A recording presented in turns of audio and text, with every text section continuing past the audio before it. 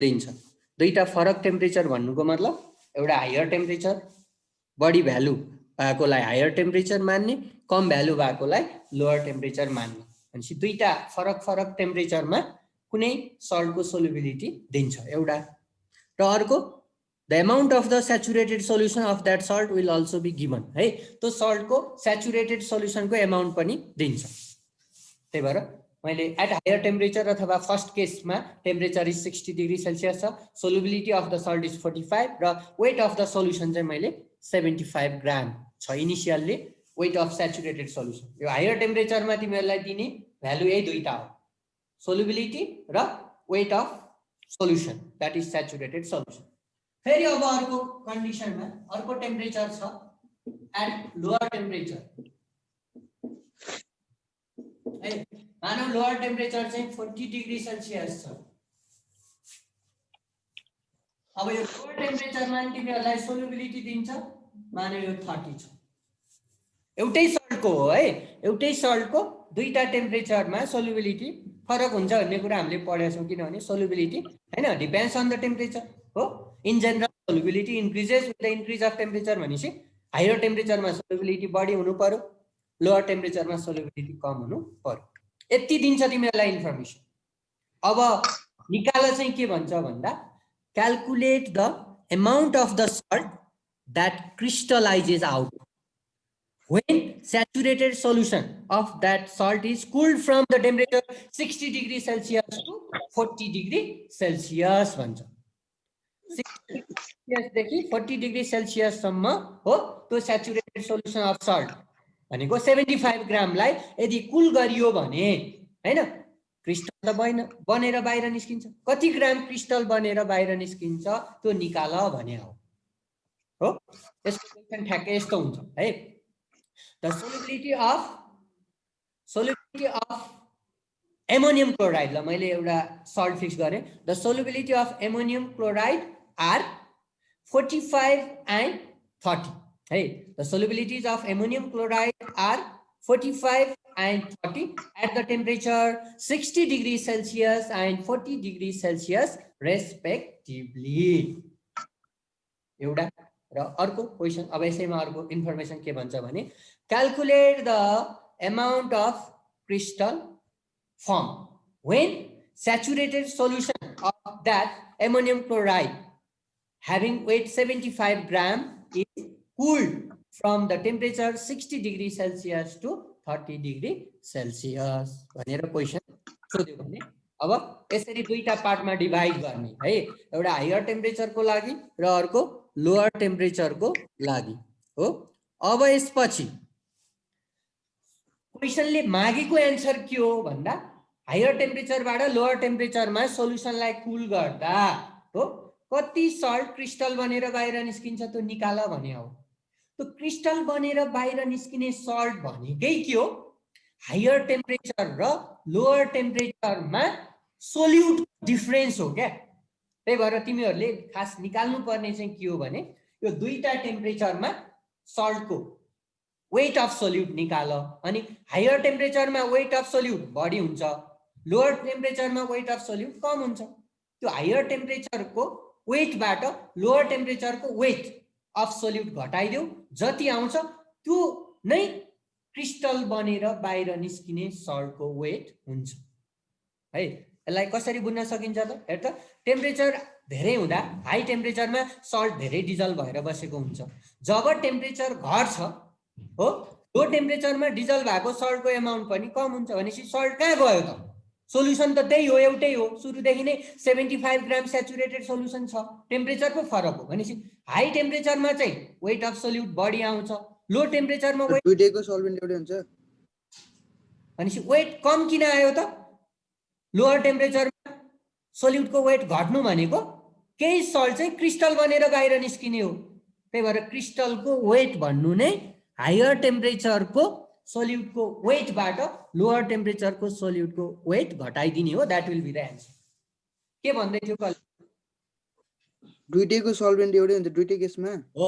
अनि सोल्युसन एउटै भएपछि सल्भेन्ट एउटै हुँदैन त? टेम्परेचर मात्रै फरक हो, टेम्परेचर फरक भएपछि सोल्युबिलिटीको भ्यालु फरक हुने भयो। त्यही भएर तिमीहरूलाई एउटै सोलुसन हो है, सुरुमा स्याचुरेटेड सोलुसन कति छ 75 ग्राम छ, 60 डिग्री सेल्सियस टेम्परेचरमा सोलुबिलिटी 45 छ हैन। अब त्यसैलाई कुल गरेर 40 डिग्री सेल्सियसमा झार्ने भने हो नि त। कुल गर्दा के सल्भेन्ट घट्ने हो र? होइन, कुल गर्दा त टेम्परेचर पो डिक्रिज हुने हो, सल्भेन्ट त एउटै हुन्छ। तर टेम्परेचर घट्दै गएपछि हायर टेम्परेचरमा सर फेरि भन्दिनु न, हायर टेम्परेचरमा हेर त, हायर टेम्परेचरमा धेरै सोल्युट डिजल्भ भएको हुन्छ हैन, त्यही भएर सोल्युबिलिटी पनि धेरै आयो। हेर है, हायर टेम्परेचरमा सोल्युबिलिटी धेरैको मिनिङ के हो? धेरै सोल्युट डिजल्भ भएको छ। किनभने सोल्युसन एउटै हो, टेम्परेचर हाई भएपछि धेरै सोल्युट डिजल्भ हुन्छ, त्यही भएर सोल्युबिलिटी धेरै आयो। त्यही भएर हायर टेम्परेचरमा सोल्युबिलिटी तिमीहरूलाई कति दिएको छ 45। अनि त्यही सोल्युसनको तिमीहरूले टेम्परेचर घटाउँदै गयौ भने हो सोल्युबिलिटी घट्छ भने हो। सोल्युबिलिटी घट्ने भने के हो? डिजल्भ भएको सल्ट चाहिँ क्रिस्टल बनेर बाहिर निस्किन्छ भने हो के, अरू केही होइन। सोल्युबिलिटी घट्ने भनेको डिजल्भ भएको सल्ट चाहिँ क्रिस्टल बनेर बाहिर निस्किन्छ, सोल्युसनबाट बाहिर निस्किन्छ भन्नुको मतलब डिजल्भ हुँदैन। डिजल्भ नभएपछि त त्यहाँ सोल्युट त घट्यो नि। सोल्युट घट्नु भनेकै क्रिस्टल बन्नु हो। त्यही भएर कति क्रिस्टल बन्यो भनेर क्वेसनले सोध्यो भने जहिले पनि हायर टेम्परेचरमा वेट अफ सोल्युट निकाल्ने, लोअर टेम्परेचरमा पनि वेट अफ सोल्युट निकाल्ने। किनभने सोल्युबिलिटी फरक भनेकै डिजल्भ भएको सल्टको वेट फरक भने हो क्या। त्यही भएर दुईटा टेम्परेचरको वेट अफ सोल्युट निकाल्ने। दुवै केसमा फर्मुला त्यही हो सोल्युबिलिटीको, तर हायर टेम्परेचरमा वेट अफ सोल्युट बढी आउँछ, लोअर टेम्परेचरमा वेट अफ सोल्युट कम आउँछ। र यो दुईटा टेम्परेचरको सोल्युटको डिफरेन्स नै क्रिस्टल बनेर निस्केको सल्टको वेट हो। सर क्रिस्टल भने मनी बे हैन? मनी हो। जस्ट क्रिस्टल भएपछि त त्यो डिजल्भ भएको बाहिर निस्किनु पर्यो नि त हैन। पहिला डिजल्भ भएको बेला त क्रिस्टल भन्न पाइएन हैन। क्रिस्टल बाहिर निस्किनु भनेको त डिजल्भ भएको सल्ट निस्कियो भन्न खोज्या बाहिर। बाहिर निस्किएपछि के भयो त? वेट अफ सोल्युट चाहिँ कम भयो। जति डिजल्भ भइरहेछ त्यसलाई मात्रै वेट अफ सोल्युटमा हामीले क्याल्कुलेट गर्छौँ हैन। त्यही भएर क्रिस्टल कति बन्छ भन्यो भने जहिले पनि है दुईटा टेम्परेचरमा दुईटा सोल्युबिलिटी दिन्छ तिमीहरूलाई, अनि दुईटा केस गर्ने हायर टेम्परेचर र लोअर टेम्परेचरको, अनि दुवै केसमा वेट अफ सल्भेन्ट चाहिँ एउटै हो। किनभने सोल्युसन त एउटै हो, तर सोल्युसन एउटै भए पनि वेट अफ सोल्युट चाहिँ के हुन्छ? फरक फरक हुन्छ टेम्परेचर फरक भएपछि। त्यही भएर दुईटै केसमा तिमीहरूले वेट अफ सोल्युट निकाल्ने, अनि त्यो हायर टेम्परेचरको सोल्युटबाट लोअर टेम्परेचरको सोल्युट घटाइदिने, र त्यो जति डिफरेन्स आउँछ त्यो चाहिँ वेट अफ क्रिस्टल फर्मड हो। त्यही भएर तिमीहरूलाई दिने इन्फर्मेसन भनेको यति हो, दुईटा टेम्परेचरमा सोल्युबिलिटी दिन्छ अनि स्याचुरेटेड सोल्युसन दिन्छ हायर टेम्परेचरमा, अनि हायरबाट लोअर टेम्परेचरमा कुल गर्दा कति ग्राम क्रिस्टल बन्छ भनेर। यो क्वेसन 9 क्लासको पनि कुनै कुनै टेक्स्ट बुकमा थियो क्या है। वेट अफ सोल्युसन दुईटैमा एउटै हुन्छ नि? वेट अफ सोल्युसन दुईटैमा एउटै हुन्छ नि? वेट अफ सोल्युसन नभन्न, वेट अफ सल्भेन्ट चाहिँ भन् है। वेट अफ सोल्युसन एउटै हुँदैन दुवै केसमा, वेट अफ सल्भेन्ट चाहिँ इक्वल हुन्छ है। क्रिस्टल बनेर बाहिर निस्किएपछि त त्यो क्रिस्टललाई हामीले सोल्युसनको वेटमा राख्दैनौँ नि त। सोल्युसनको वेट भने त सोल्युट प्लस सल्भेन्ट हो, त्यो क्रिस्टललाई त वेट अफ सोल्युसनमा राख्न मिल्दैन हैन। त्यही भएर वेट अफ सल्भेन्ट चाहिँ एउटै हो दुवै केसमा। ल अब हेर त, फर्स्ट केसमा हेर एस दिया छ, वेट अफ सोल्युसन भनेको यो 7.76 ग्राम हुन्छ होला। कति रे? Crystal weight 7. क्रिस्टल ठिक छ। ल सर्टकटमा गर्न म गरिदिन्छु। वर क्वेशन लेख्नु सर पुरै। ल क्वेसन लेख त। ल क्वेसन लेख त। अनि यो चाहिँ मैले सर्टकटमा गरिदिए हो, म फर्मुला लेखिदिन्छु, क्याल्कुलेसन त गर्न आइहाल्छ। लेख।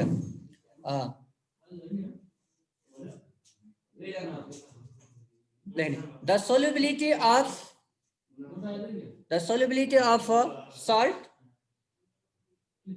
the solubility of a salt are 45 and 30. The solubilities of a salt are 45 and 30. 45 and 30. at the temperature 60 degrees Celsius and 40 degrees Celsius respectively.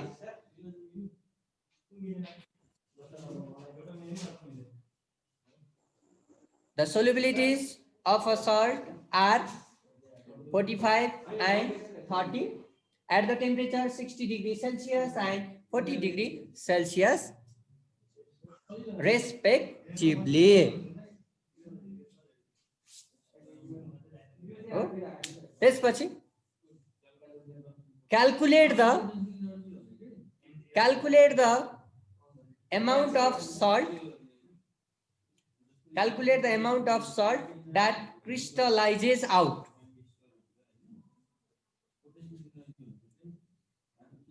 Calculate the amount of salt that crystallizes out. Calculate the amount of salt that crystallizes out when 75 gram saturated solution. When 75 gram saturated solution of the salt is cooled.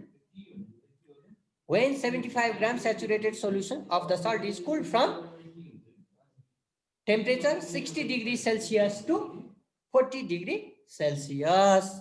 Sir, When 75 gram saturated solution of the salt 75 gram saturated solution of the salt is cooled from temperature 60 degrees Celsius to 40 degrees Celsius. 60 degrees Celsius to 40 degrees Celsius. Our first case ma hera solubility. S भनेको 45, weight of solution equal to 75 gram. भन्नुको मतलब हेर है W1 भनेको weight of solute है plus W2 भनेको weight of solvent equal to 75 gram भने हो है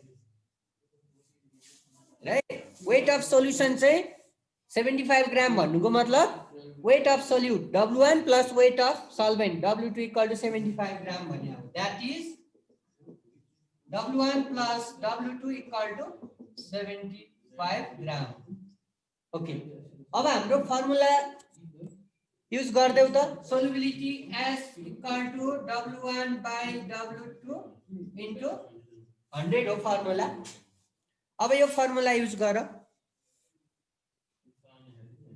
किनभने हामीलाई W1 र W2 को चाहिँ रिलेसन दिएपछि अब सोल्युबिलिटी दिएको छ. अब W1 पहिले एक्सलेट सजिलो होला नि सर. सोल्युटलाई एक्सलेट गर्दा सजिलो होला नि. के रे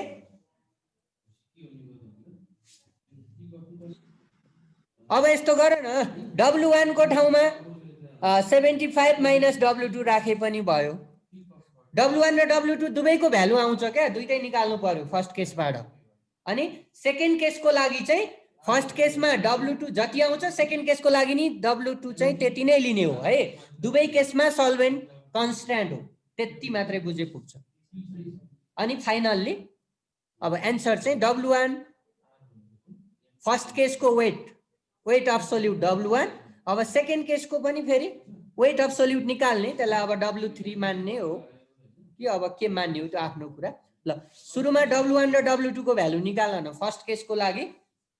फर्स्ट केसबाट अथवा हायर टेम्परेचरबाट चाहिँ तिमीहरुले वेट अफ सोल्युट र वेट अफ सल्भेन्ट दुवै निकाल्न सक्छौ है.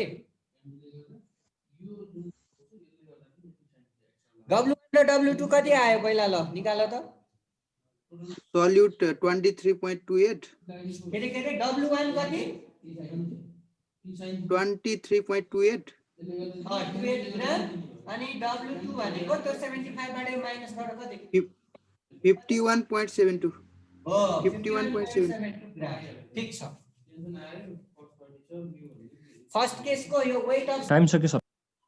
यो वेट अफ सल्भेन्ट। अब सेकेन्ड केसको लागि पनि है सोल्युबिलिटी दिइरहेछ एस दिएको छ है।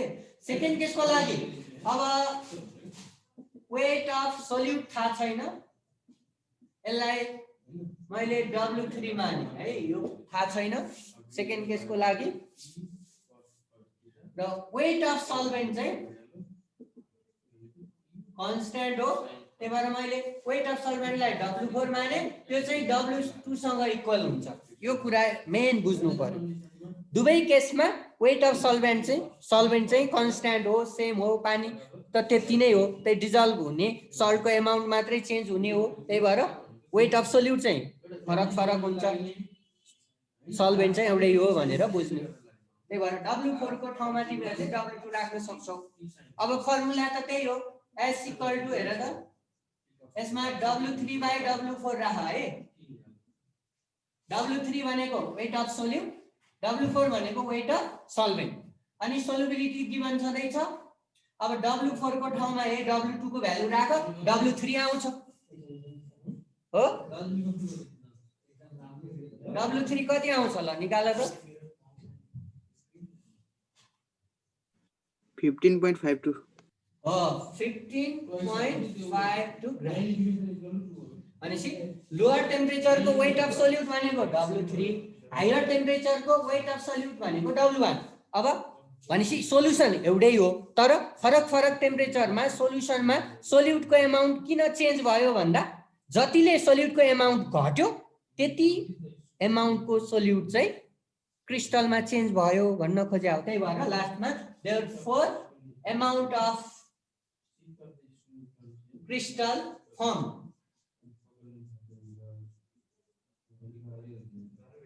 Equal to W1 minus W3. Amount of crystals formed equal to W1 minus W3 W1 भनेको कति 23.28 minus 15 7.76 7.76 ग्राम। यही हो ल, तिमीहरूलाई अलिकति गाह्रो न्युमेरिकल भनौँ न यो च्याप्टरमा। यदि यस्तो सोध्यो भने चाहिँ 4 मार्क्समा पनि आउन सक्छ भन्ने कुरा मात्रै हो, किनभने 1 मार्क्सको चाहिँ कुनै डिफाइन गर यस्तो दिए फेरि न्युमेरिकल एड गर्यो भने 4 मार्क्स दिन सक्छ, सोध्न मिल्छ भन्ने कुरा हो हैन। अब यो सोध्न त आजकल धेरै भयो, यस्तो टाइपको न्युमेरिकल 4 मार्क्समा सोधे हैन यो च्याप्टरबाट। ओके, अब लिक्विडको दुईटा प्रोपर्टिजहरु बाँकी छ, एउटा सर्फेस टेन्सन र भिस्कोसिटी। अब हामी नेक्स्ट क्लासमा डिस्कस गर्छौं है त। ल भयो यो भयो सर, यो त 9 क्लासमा नि थियो नि यस्तै। हो हामीले चाहिँ मनी पत्ता लाग्यो। त्यही त 9 क्लासमै कति गाह्रो पढिसकेछौ, अहिले पो याद भयो होला। हामीले चाहिँ मनी भनेर पढाएको थियो क्या सर। मणि भने त्यही त क्रिस्टललाई मणि भन्छ, त्यही भएर झुक्या। हेर यहाँ क्रिस्टलाइजेसन, जुन क्रिस्टलाइजेसनलाई मणिवीकरण भन्छ, त्यो क्रिस्टल बन्ने प्रोसेस। रमाइलो हुन्छ रमाइलो नेपालीमा। हजुर सर। ल ल ल ल है त यति मात्रै। ल ल एकछिन sir side. By sir, by by sir. By by.